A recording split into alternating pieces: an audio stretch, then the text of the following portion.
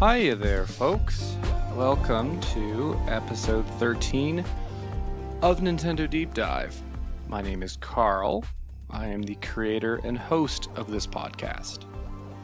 To the uninitiated, Nintendo Deep Dive is a retrospective-focused Nintendo show, all about retro Nintendo games and retro Nintendo machines, often, featuring retrospective reviews. Only one thing on the docket for today, and that is my Ogrebattle 64 review, which, as I am writing the script for this review, a game called Unicorn Overlord was announced for Switch, and there are some striking similarities. Though Ogrebattle is a much better name than Unicorn Overlord. It's like they don't even have marketing people. That said, let us dive right into the review.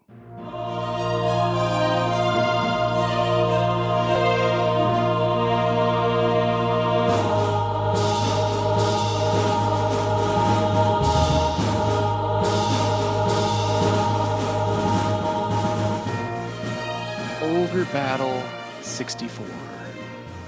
Person of Lordly Caliber. Fantastic subtitle, might I say first. Ogrebattle 64, Person of Lordly Caliber, released in North America on October 5th, 2000, developed by Quest Corporation, and published and localized by Atlas USA. Names attached were Tetsuya Azayagi as director, Makoto Takagawa as producer, Koji Takino as designer, Masayaki Kitagawa as programmer, and Toshiaki Kato in the artist role, and Tomokazu Momota as the writer, or one of the writers. According to the internet, these developers are primarily associated with the Ogrebattle and Tactics Ogre franchises. The three composers, Hayato Matsuyo, Masaharu Iwata, and Hitoshi Sakamoto, are more prominent, having done music for Dragon Quest, Final Fantasy XII, Final Fantasy Tactics, and of course, Ogrebattle and Tactics Ogre, among other things that they've done. So, now that the developers have been given their due, what is Ogrebattle 64?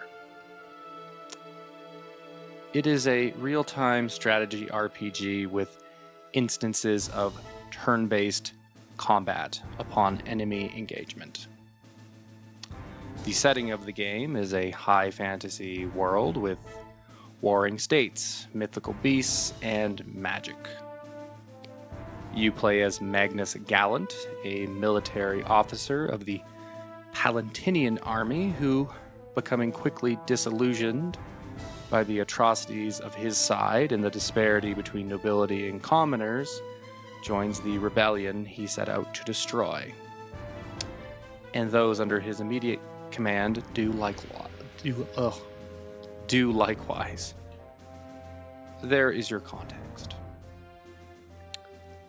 Before I delve into the nuts and bolts of Ogrebattle 64, I will say that I was both very excited and terrified of this game. Excited because it was a strategy RPG of immense scale, according to a particular podcast, and terrified because of the potential time sink I thought the game was going to be. But definitely more excited than worried for the game. Even thinking it was going to be a dark horse title on the N64. And I pictured myself giving it, that elusive 9 out of 10. Keep in mind, the game was an unknown quantity to me, having seen only 2 or so images, but I understood that your units moved in squads, unlike typical strategy RPGs, and that they moved in real time across a vast map, which to me meant that you could be operating in a larger theater of war than was seen in something like Fire Emblem, which serves as my point of reference for strategy RPGs. Such was my thinking prior to hands-on experience. Booting the game up, I was met with a very lovely title screen, featuring silhouetted warriors on a hillside as heavenly course serenaded me. And that was all very nice. After that, I played through the entire tutorial. Then I skimmed the manual, though this game may have the distinction of being the only game on the N64 that doesn't require reading the manual, with Mario 64 and Ocarina of Time also not requiring it. Actually, there's more games yet, but you should always read the manuals with N64 games regardless.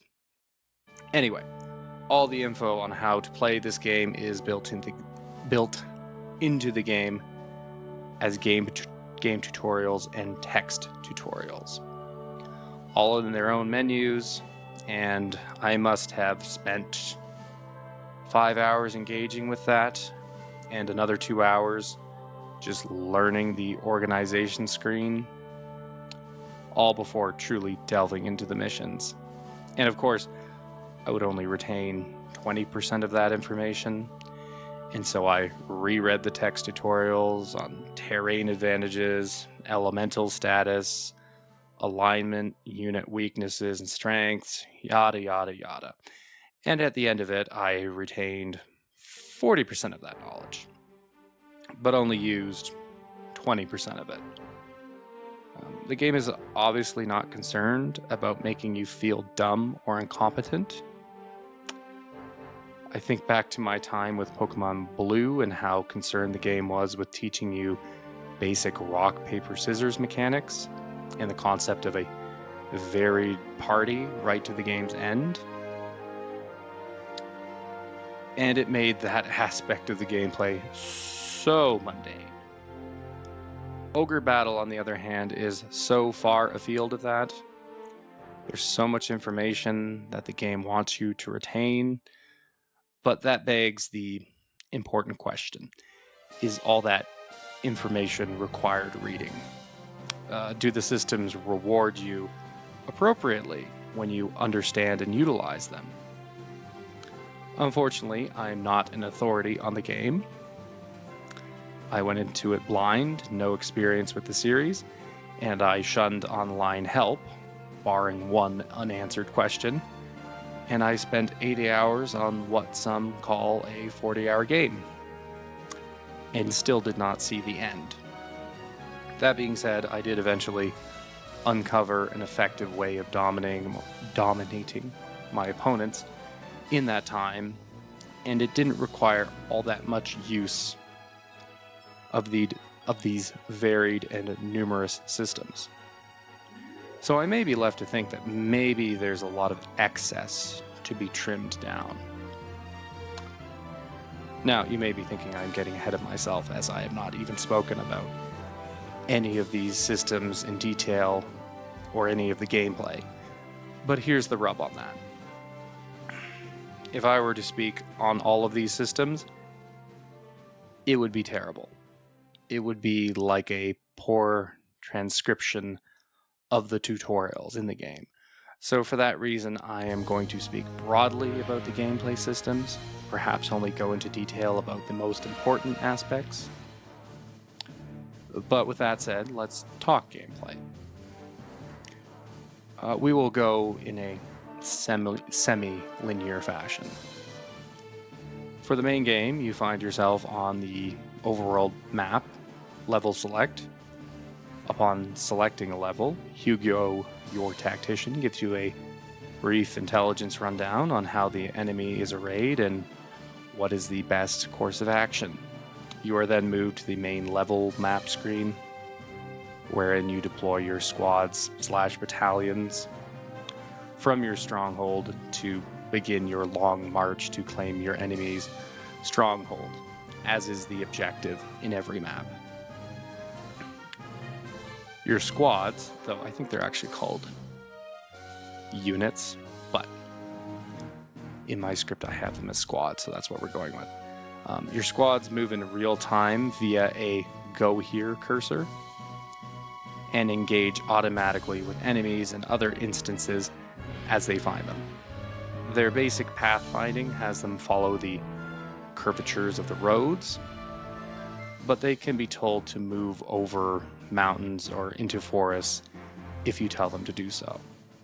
On that note, aside from rivers and bridge crossings, there really is no natural barriers on this map. The only thing the terrain affects, as far as I can comprehend, is how fast a unit moves and fatigues on a given terrain, with each squad having a terrain advantage determined by their composition. And all my squads, or 90% of them anyway, operated best on the plains. But that is not something I really ever delved into, as it was complicated, with seemingly little benefit. But what do I know? The point is, this ain't Fire Emblem, where the maps play big roles in the strategy and gameplay.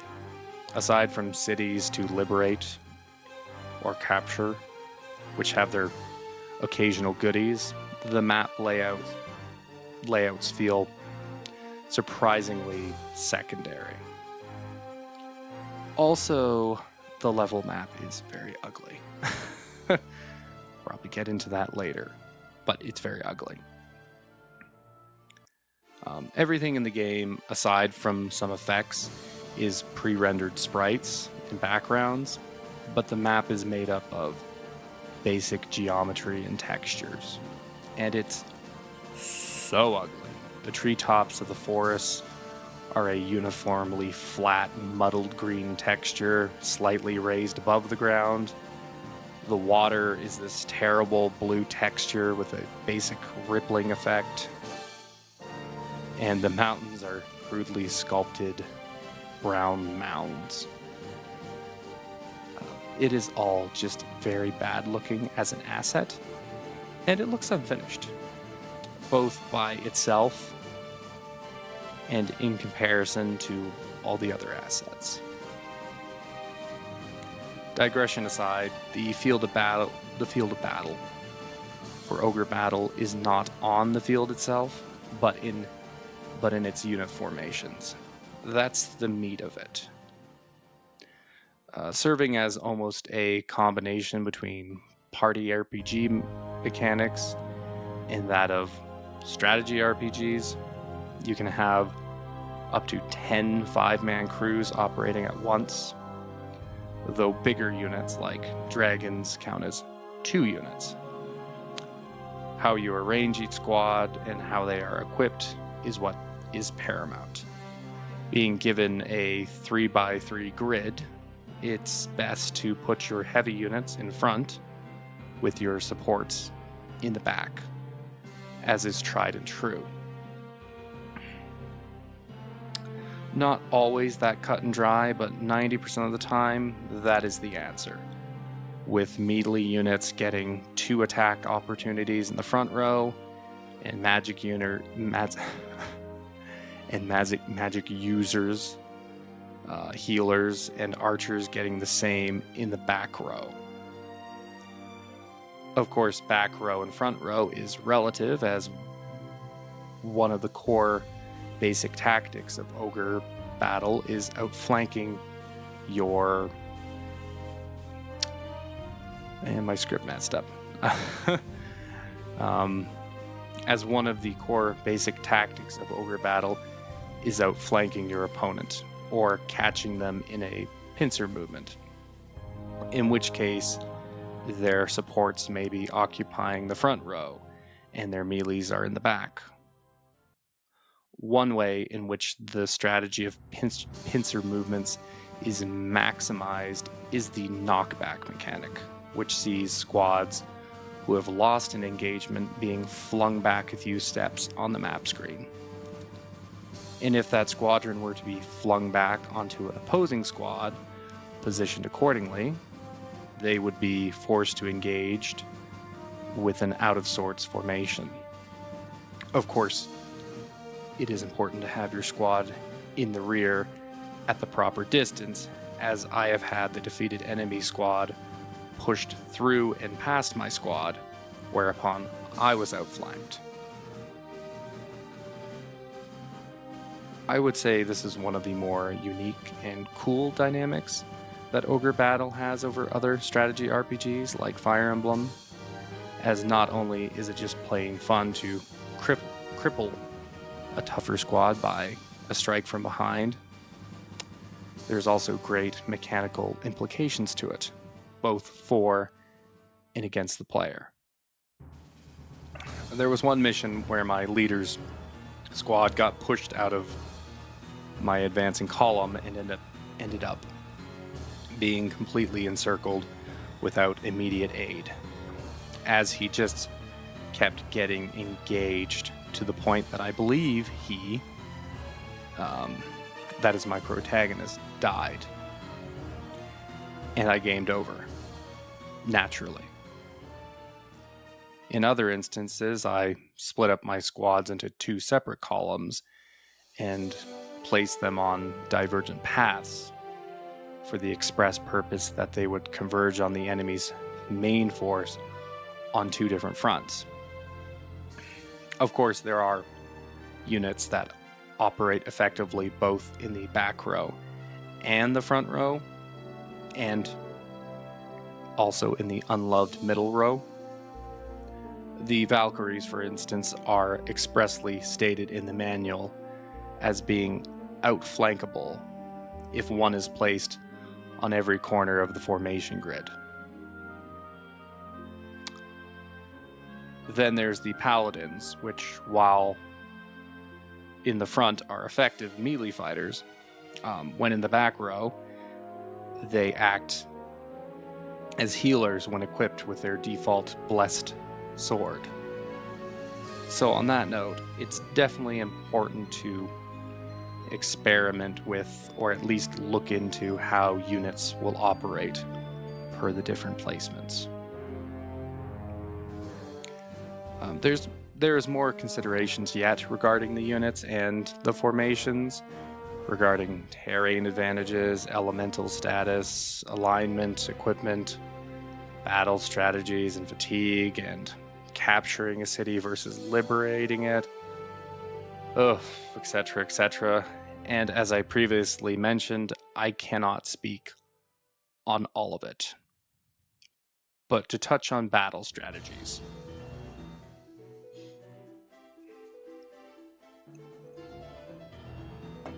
First, I will mention that battles play out automatically with unit stats determining the order of attack, which happens on an individual basis rather than by group, I think. But there are 4 optional combat behaviors that you select for your squads prior to and during battle, which are as follows: autonomous, attack leader, attack weakest, attack strongest, and attack leader. If you want to rout the enemy, you attack the leader, where upon their death, the remnants of that squad will be in active flight and will present no risk on the level map, unless actively pursued or stumbled upon by accident. To launch into a small history lesson, this was the way that the Spartans were defeated, primarily by the Thebans, who knew that the Spartans had their principal fighters and society leaders on the right side, as it was the place of honor. So they, the Thebans, deployed either a left-wheeling echelon/staircase formation to engage the Spartan right first, and it would crush it long before the other sides even came to blows, if they did at all, as the defeat of the Spartan right often, if not always, led to the Spartan left routing. So there's your history minute. As for the other three strategies, their implications are fairly self-explanatory, though regardless of which strategy you pick, it will not completely override your individual unit's predispositions. For instance, if a unit was anywhere in the right column, your units placed on the inverse right column are not going to attack them until the units just opposite or adjacent to them are dead. Though units in the middle column are always in reach to attack or be attacked. So if your aim was to kill a certain unit, make sure to stack the column opposite them prior to that engagement, which can be done at any time on the level map screen. So that is how fighting transpires in Ogrebattle. There are other factors to go into as well, such as resurrecting fallen units at witches' dens and the different items you can carry, but there is no time for that. But I will make time to touch on the fatigue meter, which is the flag icon on the bottom UI bar. The more you travel and where you travel,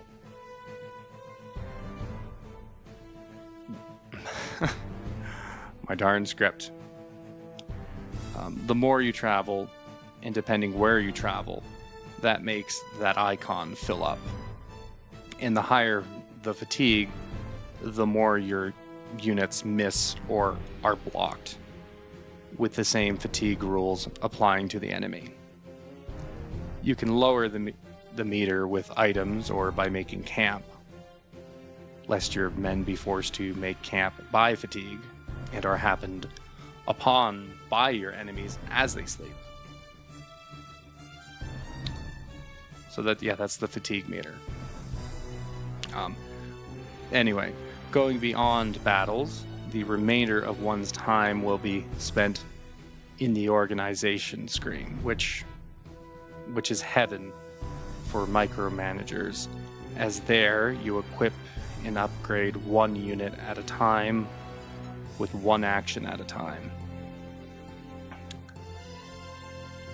As an action, I would say it is similar to putting Lego figurines together. That act of sliding clothing or armor onto their torso, setting hair pieces or helmets onto their head, clasping weapons or objects into their hands. That is the feeling I get with Ogrebattle's organization screen. And even as I enjoy it for that, I feel at the same time the amount of time spent there is a bit much. On average, I would be on the organization screen for maybe 45 minutes between missions, or at least close to. One of the biggest time sinks is equipping your units, as not only are there at least a dozen different classes of units, many of these classes do not share the same armors or weapons, and so for me, I would go to equip a specific unit with newly acquired armor and was unable to find it in the scrolling equipment menu for that unit. And so I would have to go to a different unit to see if that item was available for them. And eventually, I could guess what armor was for light infantry and what was for heavier infantry. But what I could not figure out is why some units got damage and defense boost from certain weapons and armor, while others in the very same class did not have such boosts bestowed to them. So the method I was left with was to check every individual to ensure they were getting, or rather, they were being optimized before each battle. And while I'm holding this whiny tone, I do have some real complaints about the organization screen, such as how convoluted it is to change the class of your squad leaders, as in order to change or upgrade them, you have to transfer leadership over to another member of that squad. That is, if there is another member eligible.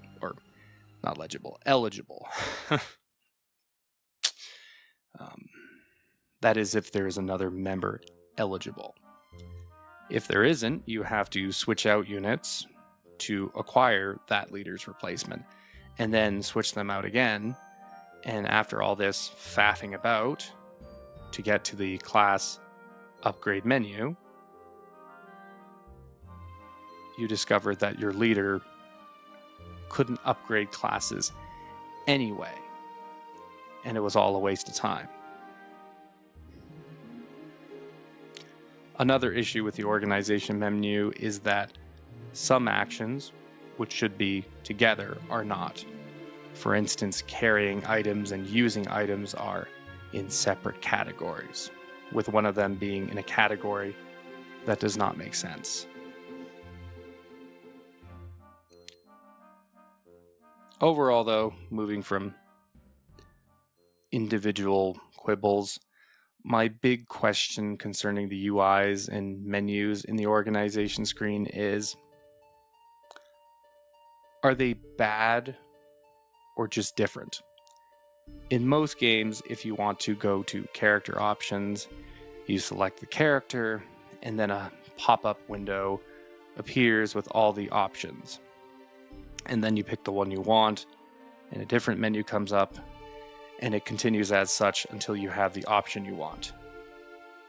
In Ogrebattle 64, you do not select the character you wish to act upon until you have singled out the action, which threw me off. But again, I do not know if it is innately worse or just different from the standard system. Regardless of what the answer is, there are problems with the organization screen, such as those mentioned above. Oh, so much to talk about again, winded. There is a lot more I could talk about, but there's only one more thing I really want to delve into, that being the question I asked towards the beginning.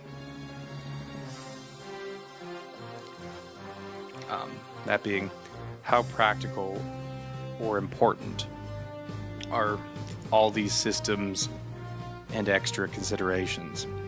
Do they make for a more enriching experience than can be found in other games that don't have them? To some degree, certainly, just on account of the joy of discovery that you get with Ogrebattle 64.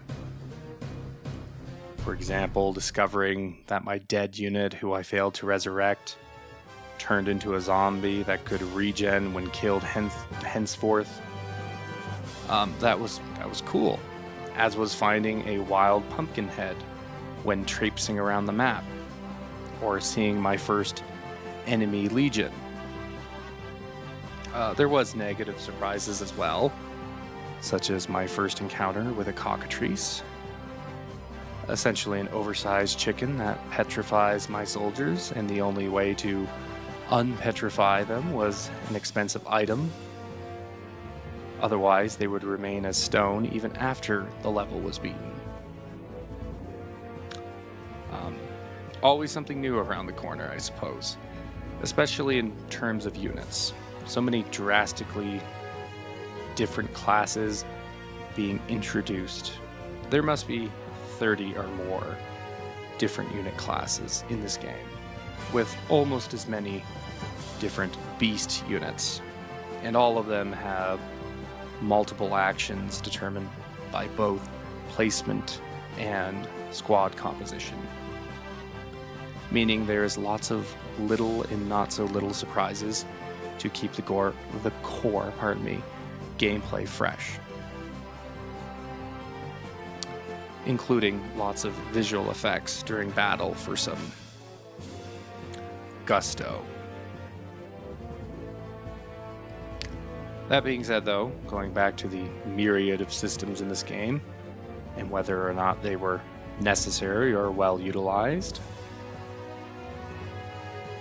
let me put it this way. I myself did not utilize half of these mechanics, which makes me a poor authority on the question. Even so, I was still consistently winning. However, just because I was winning does not mean I was winning well. People say that the average playthrough of Ogrebattle is 40 hours.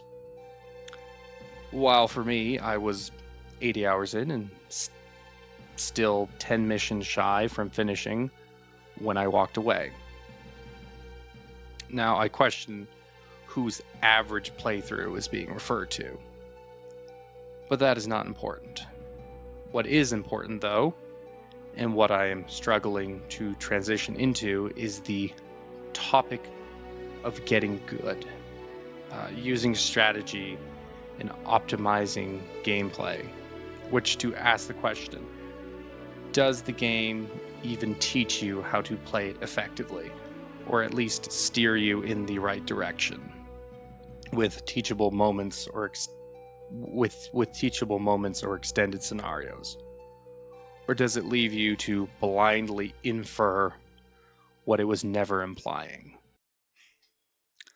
I'm not one to use walkthroughs or forums, at least not right away, as laying bare a game's secrets can dispel the magic of a game, and even ruin organic progression, and only for the cause of satiating one's impatience. But with Ogrebattle 64, if you, like me, are a series newcomer, maybe consulting a forum would be prudent, as Ogrebattle 64 does not teach you how to play in a way that is respectful of your time. For the first 70 hours of my playtime, I played Ogrebattle like it was a Fire Emblem game, fielding as many squads as possible and engaging every possible enemy squad to destroy them for experience points. Initially, my squads were predominantly offensive, but at some point in the game, around chapter 14 or 15, little more than a third way through the game, enemy squads started being comprised of healing pairs who could effectively erase any damage done to them or their comrades, unless you outflank them, putting them on the front row, in which case you might kill one of them if your attacks were savage enough. But other enemy squads will or were comprised of paladins and healers, or just all paladins, who are equipped with the Blessed Sword, which turns that unit into a healer if they are placed into the back row, meaning that they will have a back row of healers no matter what. And then all the other squads without healers were simply laden down with consumable healing items. It becomes trench warfare, or the equivalent of, with all these heal tanks. I remember once going after one squad for the better part of an hour, one crew, and I could not break them. It was ridiculous. As for my squads, they kept winning the exchanges on account of dealing more damage, but they kept all their nicks and bruises while the enemy was healing all of their gouges, and so I was losing units or burning consumables, too many consumables, with my present course. And so I took a note from my foes and converted all but 2 of my archers into healers, which was very successful. Basically removed all the danger in combat. The priest unit, for instance, has the ability to heal an entire column or row, including themselves, if they're in the row or column. That's, way overpowered, to the point that it is almost impossible to kill them if there's two in a squad. Even if you roll up on them from behind. In other squads, I had 2 lesser clerics in the back row to make them unkillable. I have heard someone call Ogrebattle 64 broken, and with how powerful the healers are, maybe so, but using them is a slow affair, and killing them even a slower one yet. I am not versed in all strategy RPGs, but I will go out on a limb and say the better ones keep a short supply of healing enemies, because it just makes longer fights rather than more interesting ones, especially in this game's case. There's no real strategy added, it's just longer. So, for the next 20 hours, I played the game in this slow push fashion, still clinging to that Fire Emblem notion that I needed to lap up every bit of XP to keep ahead. Though I was becoming ever aware that of my 10 crews, seven of them were getting it done, and the other 3 were simply not. Additionally, on one of my live streams, a viewer said that they succeeded in Ogrebattle 64's SNES predecessor by feeding all the XP into just 2 squads. I myself kept my squad number at 7, but the principle turned out to work the same for this game.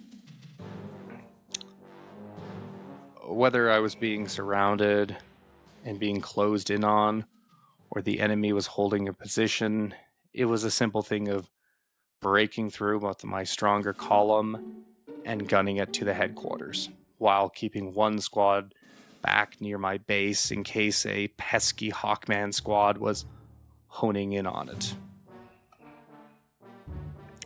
Once I moved from attacking enemies for XP to simply pushing them out of my way, the protracted engagements that I had previously, had previously plagued me became very rare, and the chapters were halved, if not thirded.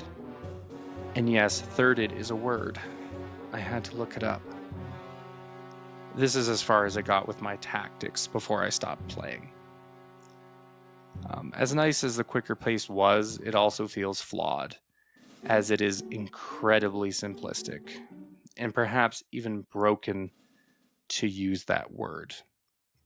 One particular aspect that makes this strategy feel broken is the kill the leader strategy, which, as I have mentioned, makes the entire squad rout. And for 8 out of 10 enemy squads, they put their leader right in the center column, with no units to shield them, unless the leader is a support class. Even the boss at their headquarters is situated like such, so as to be easily dispatched. In my experience, my best squads could kill the leader and rout their squad in one engagement, making the breakthrough process as easy as plowing fresh snow. And while the column kept moving towards the goal, those in the back of it could break off and pursue the fleeing enemy for some XP while there was some time for it. As for those enemy units with lots of healers, you can ignore them, as their low damage output guarantees they will be repelled when encountered. However, if you encounter cockatrice squads, bad times are ahead. The important thing to do is just kill their leader and rout them. You're going to have a unit be petrified. Make sure you have petrification stones or whatever they're called. But yeah, kill their leader, rout that unit. It's not going to be a good time, but it's doable. Anyway, I am not sure if this is the game's primary way of being broken, but it is the best course of action that I found. And if the best course of action all along was to merely ignore most of my army and most of theirs, as well as ignoring most of the map, as it's not all that much in play unless liberating cities was super important, though I have seen no indication of that, then also ignoring most of the game's many systems.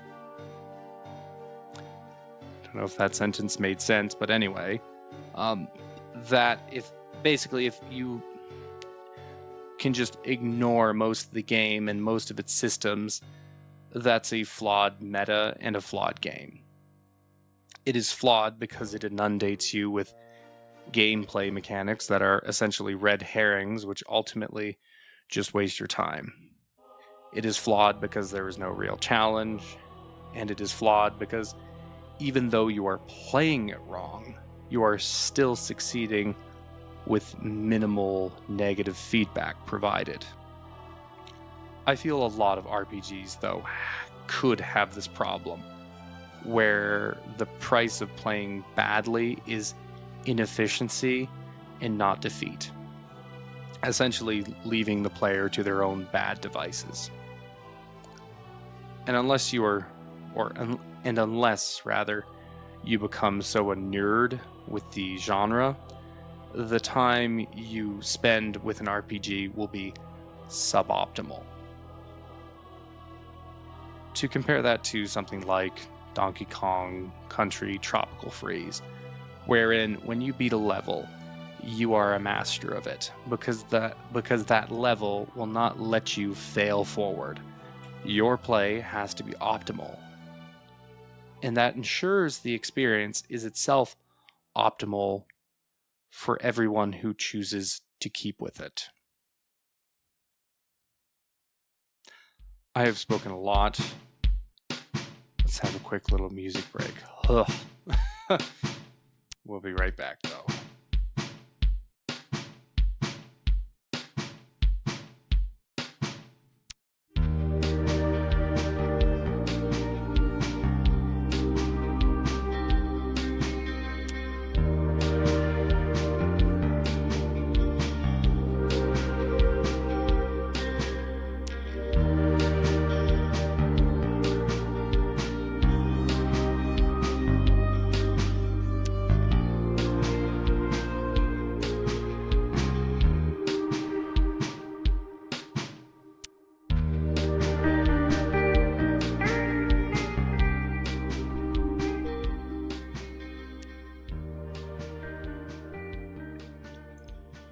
Alright, we are back.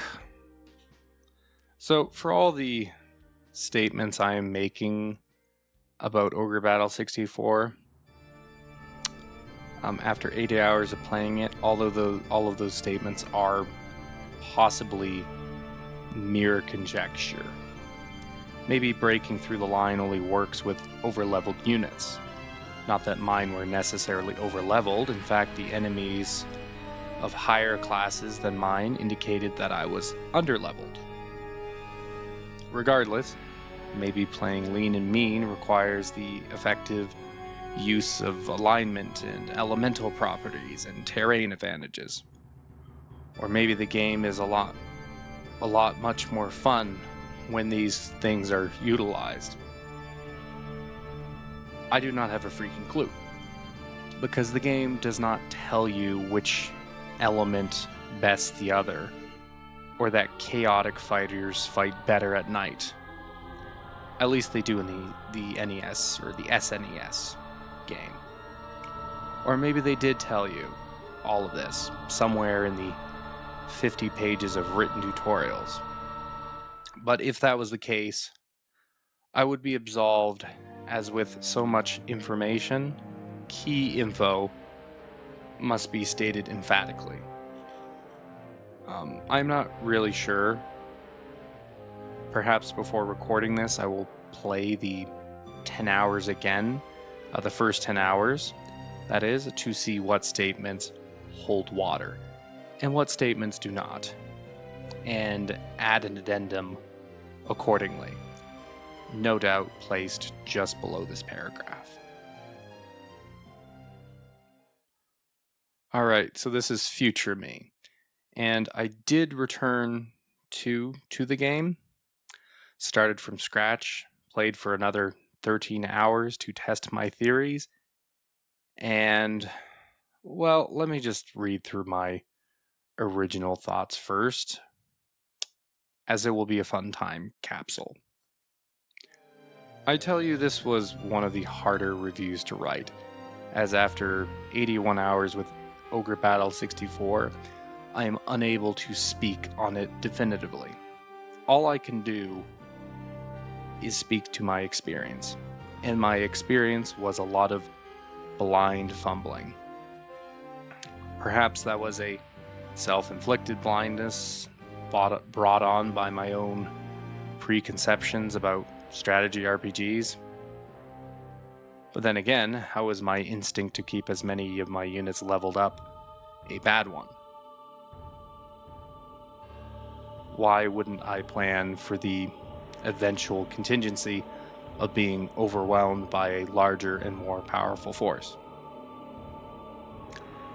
With most, if not all, RPGs, that is the possible, if not probable, eventuality that looms over players in the first half or so of that sort of game, acting as a caution against those who might otherwise be complacent in grinding for levels.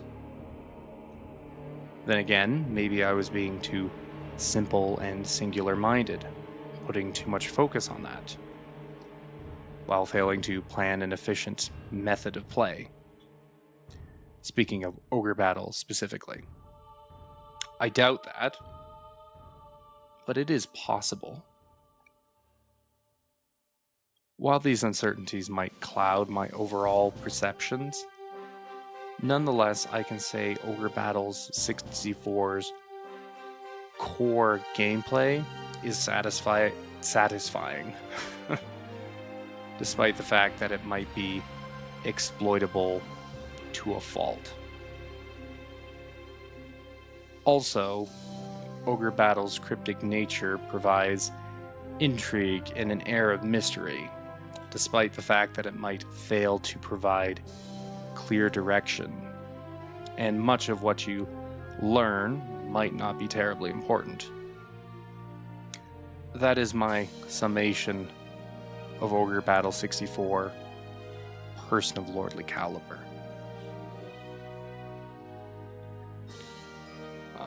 Of course, there are other aspects of games that I might normally spill lots of ink over, but in this case, I feel only a few words are required. Audiovisually, aside from the aforementioned 3D battle maps, the game looks pretty good and sounds pretty good. Its pre-rendered assets may not be a sharp rebuke to the N64's more polygonal offerings, but they look as good as they did back in 2000. As for the music, while there was no track that truly grabbed my attention, it all feels appropriately lofty for the game's high fantasy world. And the sound quality is decent for the N64. Unfortunately, Ogrebattle 64's audio visuals have a limited scope. For the 33 maps that I played, there was only 5 different music tracks, but only 2 of those tracks were predominantly used. There's also the battle theme and the town theme, as well as the final battle theme, and let us not forget the Witch's Den theme, all of which you will hear on every single battle map right through to the end of the game. The soundscape does not evolve in Ogrebattle 64. Neither do the visuals. You will see the same 5 pre-rendered backdrops again and again. The same farmhouse background, the same tavern, the same war council chamber. etc., etc. This limited scope makes the game feel smaller than it really is. As for the narrative, the plot and setting are pretty good, tackling lots of interesting geopolitical topics such as societal hierarchies, the societal destabilization caused by revolutions, and the power vacuum they create, justice versus retribution, or whether or not a doomed cause is worth following. And within these themes, the player is able to express their own beliefs regarding such matters through a series of choices they are given throughout the game's duration. All of this has serious consequences for the game's outcome. The problem with the story, however, is that the localization is pretty bad. The prose are too modern and even angsty sounding for the high fantasy setting. Phrases like shut up or shit or hell or who does this Joker think he is, crap like that. Which, not an uncommon phenomena in today's fantasy writing, which includes even the likes of God of War Ragnarok. But we are not talking about the death of fantasy prose by hack writers here. Just talking about Ogrebattle 64's bad writing. And getting back to that, for how interesting many of the themes could be, it's stifled by a cast of cartoonishly evil baddies like Baldwin and Raid, who are without subtlety. Taken together with the bad prose, it is all just a little too silly, making for a narrative that does its job providing both context and progression, but is not excellent in its own right by any means. I like Dio though. He has a lot of bluster and aggression, but he is a straight arrow who has your back. That is all I have to say about that, and all I have to say about Ogrebattle 64.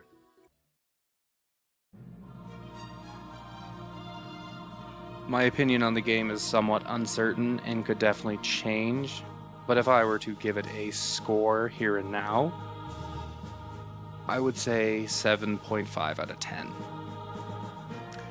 As it's very good, or as it is a very good game, pardon me, replete with a strong identity, interesting gameplay, and a host of idiosyncratic mechanics at play.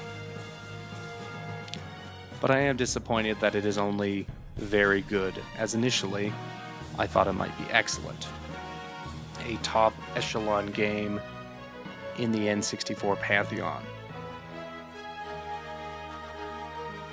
But it does not live up to the grandeur that it was hinting at on the outset. Too weighed down with wonky writing, limited audio visuals, and gameplay that is too small and simple for the scale it takes place on. And like many N64 games, Ogrebattle overstayed its welcome, at least on a first playthrough. A second playthrough might certainly prove worthwhile, but probably only for those who have or had a limited library of games. For others, though, the game is already such a large time investment that 90% of them will just bounce off. But for myself, who made that investment, I wanted a better return. And that is one of the reasons I place no value on long games. Most of them are not worth that 30 plus hours that they require, and are definitely not worth any added time that can be had through second-rate secondary objectives. You and I are going to die one day, so fight your OCD urges and leave the Koroks under their rocks. Anyway, 7.5 out of 10 for Ogrebattle 64. Agree, disagree, throw it in the comments, or send me an email at nalistenerq@gmail.com. That is nalistenerq@gmail.com. We will go to rankings now after some music.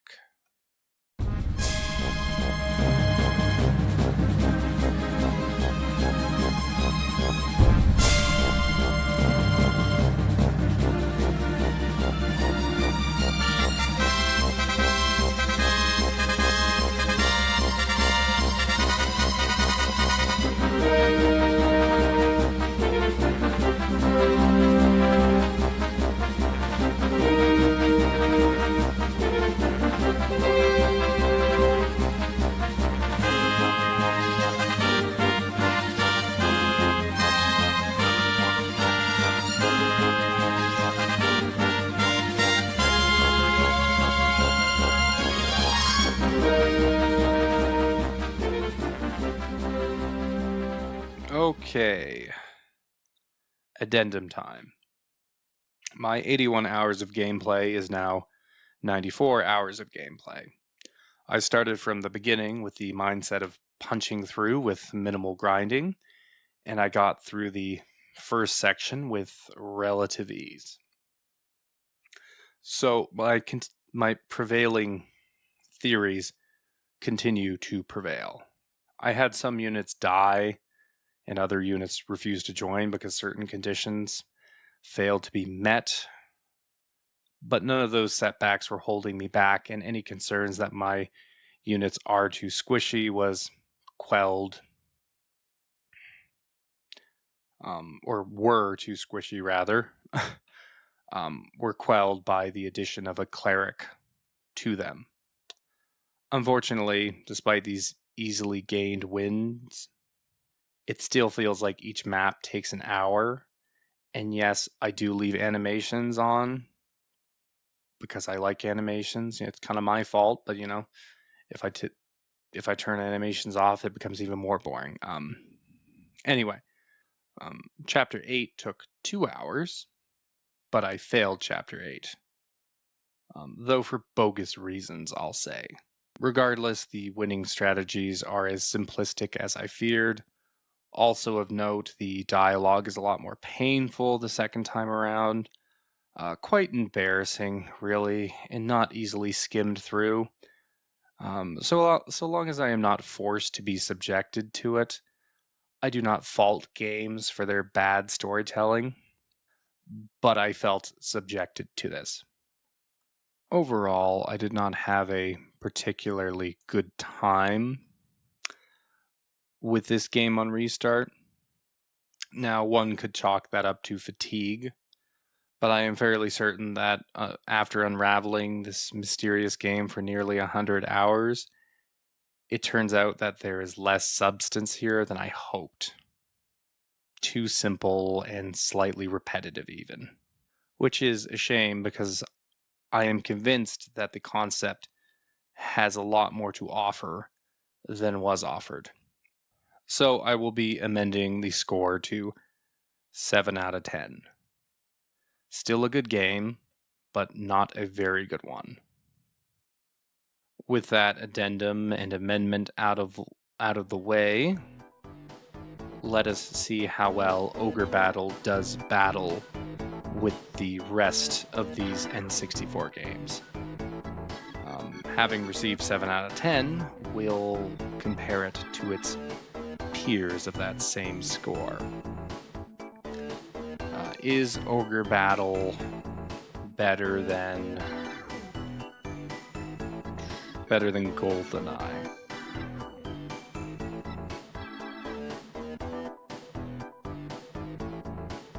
I don't know.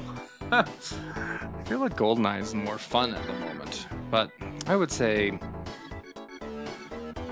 with the onboarding process and how exciting that is, learning all this stuff with all the stuff about Ogrebattle, even though a lot of it turns out to be pointless, I'll say I think Ogrebattle 64 is better than GoldenEye. I know GoldenEye has the multiplayer component to keep it fresh for a long time, whereas Ogrebattle, I don't know, just seems like Ogrebattle is destined to get worse. crap, I'm really talking myself out of my decision here. Ogrebattle is just a more well-built game. The multiplayer in GoldenEye is well enough, and you can really jingle around with the settings to make it even better, but the single player has some pretty silly flaws and some outright terrible levels. Some really good levels too, but GoldenEye is a very flawed experience in my opinion. Where Ogrebattle, it's flawed, but it's not flawed in that kind of way. It's not inconsistent in the experience. So I'd say Ogrebattle 64 is better than GoldenEye. Is Ogrebattle 64 better, than Sin and Punishment? I would say it is, because Sin and Punishment, given the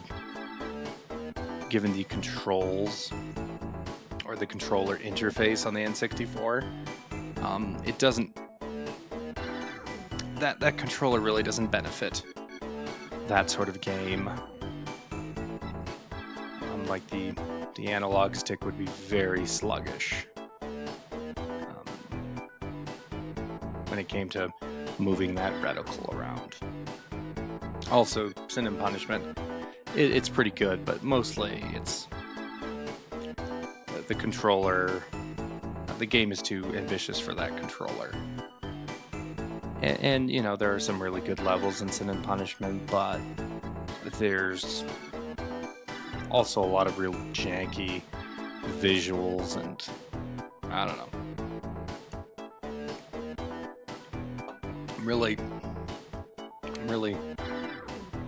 It's really a tight race with all of these N64 games at 7 out of 10.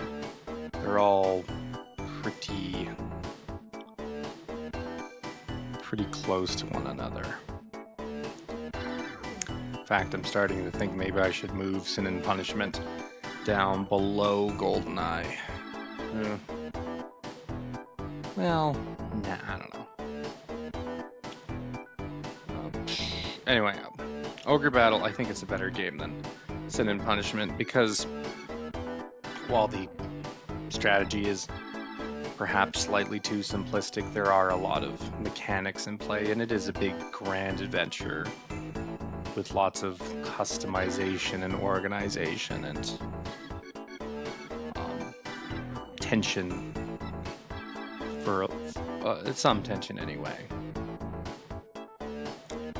as opposed to Sin and Punishment's imperfect controls and kind of hard to look at graphics. Not in every instance, but in many instances, Sin and Punishment's pretty hard to look at.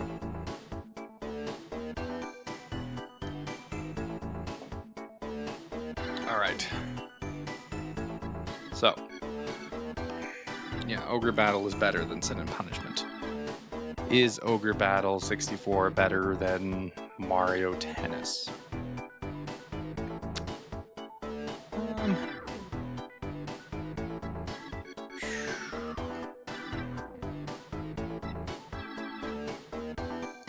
Mario Tennis is a very ugly N64 game that's kind of anemic in terms of content, but there is enough there that you can have fun with your friends. It's a good enough party game. And just fighting the AI in tournament mode is fun enough. And by fun enough, I mean heart attack inducing, because the game's very hard.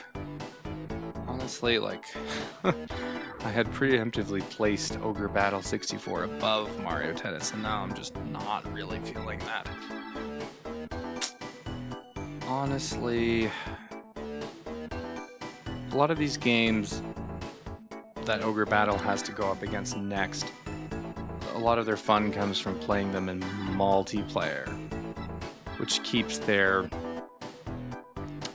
novelty going long past when you're done with it. You can always return to them with a friend, potentially, and you'd be having a good time. With Ogrebattle 64, as I've kind of gone through it in the review, Sorry, I'm stumbling my words.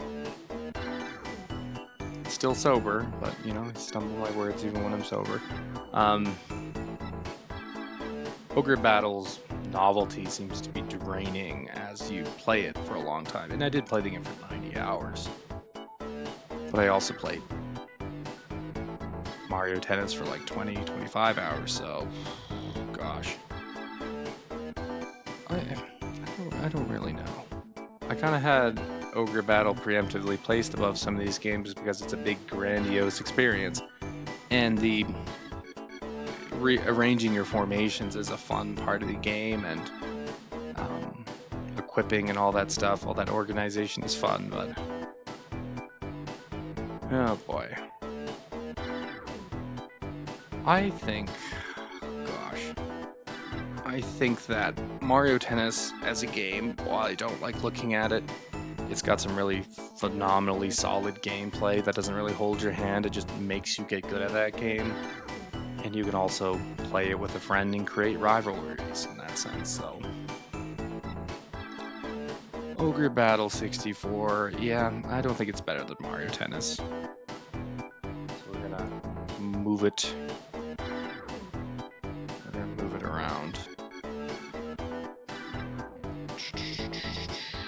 Yeah, Ogrebattle is going right underneath Mario Kart, or Mario Tennis. And that's where it will stay. And I read off the list last week, so I'm not going to do it this week. But just know that Ogrebattle scored 7 out of 10, and it is nestled between Mario Tennis and Sin and Punishment. Well, actually, it's nestled between... No, that's where it is. I was thinking of pushing Sin and Punishment below GoldenEye and switching them around now that I've thought about it more. But no, I'm not going to do that. Sin and Punishment has some control issues, but it doesn't have some like innate level design flaws that GoldenEye has. So yeah, that is how Ogrebattle 64 will rank. And with that, we are going to conclude the show there. Those who listened, thanks for listening. And if you're watching on YouTube, thanks for watching there. Regardless, however you consumed this content, thank you and have a God bless day. Because we are out.